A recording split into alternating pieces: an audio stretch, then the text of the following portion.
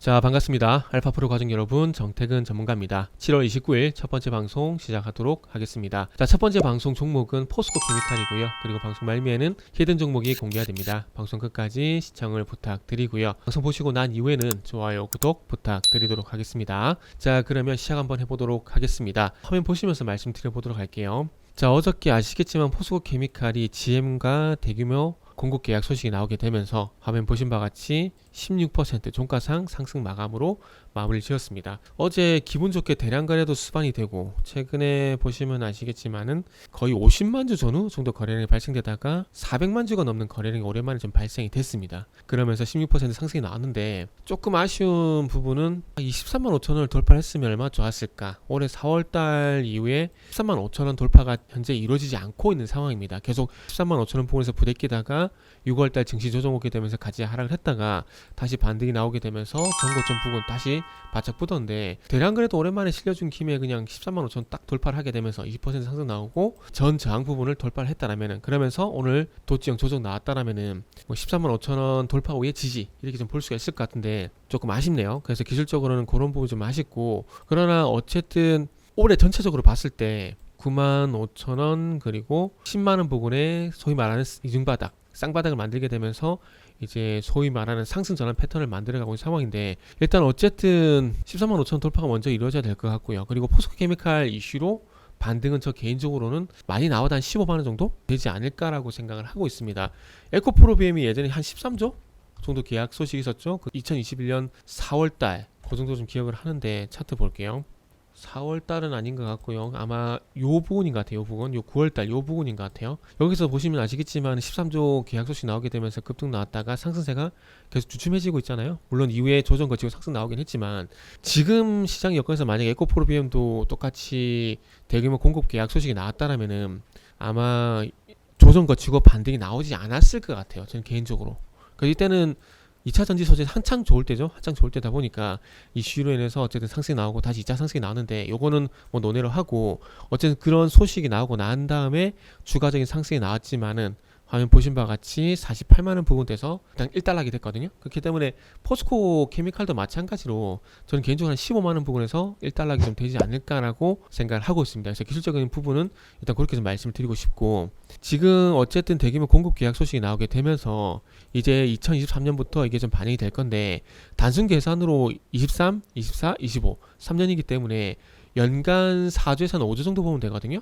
그래서 첫해는 한 4조 정도 보게 된다라면은 매출 증액 효과가 한 4조가량이 됩니다. 4조가량이 되는데, 지금 요거를 2023년 실적과 좀 비교해서 보게 되면 2023년까지 3조 2천억 정도, 그리고 2024년 가서 3조 9천억 정도.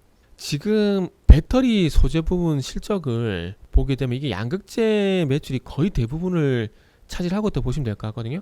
그래서 지금 2분기 실적 기준으로 보게 되면 2분기 매출이 한 8,030억 정도 되는데, 여기서 배터리 소재 부분이 한 3,900억 정도가 되고요. 3,950억 정도 되고, 여기서 한 3천억 정도가 양극재 매출이라고 보시면 될 것 같습니다. 양극재 매출이라고 보시면 될 것 같고, 그러면 이제 단순 계산으로 2023년 같은 경우에 4조 3천억 정도 현재 랭크가 되는 상황인데, 3조 2천억 정도 이제는 뭐 증가 예상이 되는 부분인데, 이게 아마 한 5조 정도? 전체 매출을 보게 되면 한 5조 정도 효과가 나오지 않을까라고 생각이 듭니다. 그러면서 일단 영업이익 같은 경우는 3,500억에서 한 4천억 정도 일단 될 거라고 좀 예상이 되는 상황인데, 이만큼 증액 효과가 나타났을 때 주가에 얼마만큼 긍정적으로 반영이 될 것인가. 그러니까 제가 볼 때는 2024년에 나와야 될 실적이 아마 2023년도에 나오지 않을까라는 생각이 들어요. 그러면은 2022년 대비해서 큰 폭의 어떤 실적 성장이 예상이 되는 상황이거든요. 뭐 영업이익 기준으로 보게 되면은 뭐 1,700억에서 4천억 정도이기 때문에 2.5배 정도 된다 봐야 되겠죠. 2.5배 정도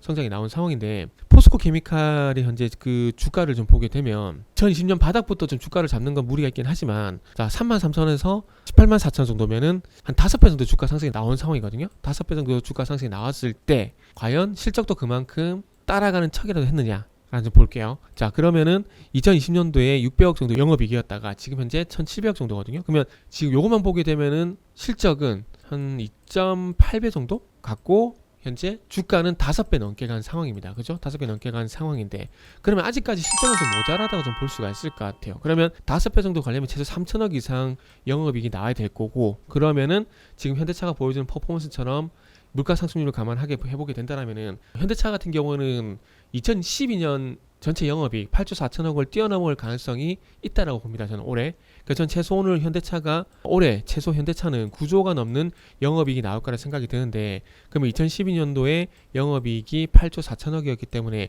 적어도 2012년도 주가는 뛰어넘어야 된다는 그런 단순 계산을 말씀드리고 싶거든요. 그러면 이제 포스코 케미칼 같은 경우도 현재 2020년에 600억 정도였기 때문에 단순히 주가 계산을 해보게 되면은 3천억이 넘는 영업이익이 나와야 되는데, 그러면은 이제 2023년도에 만약에 예상대 4천억 정도 나오게 된다라면은 그때 가서 제가 볼 때는 이 18만 5천 원대 고점 돌파가 되지 않을까라는 그런 말씀을 드릴 수가 있다라는 거죠. 영업이익 기준으로 뭐 4천억 그리고 5천억이 넘는 영업이익이 나오게 된다. 그러면 저는 이 포스코 케미칼 그때 가서 20만 원 정도 봐도 된다라고 생각을 합니다. 그러나 지금 같은 경우는 아직까지 조금 뭐라 해야 될까요? 그 오버슈팅, 실적 대비 주가가 오버슈팅 된 부분들이 있고, 거기에 대한 기간 조정이 진행되고 있는 상황인데, 이 기간 조정이 적어도 저는 2023년 까지는 지속이 돼야 된다라고 봅니다.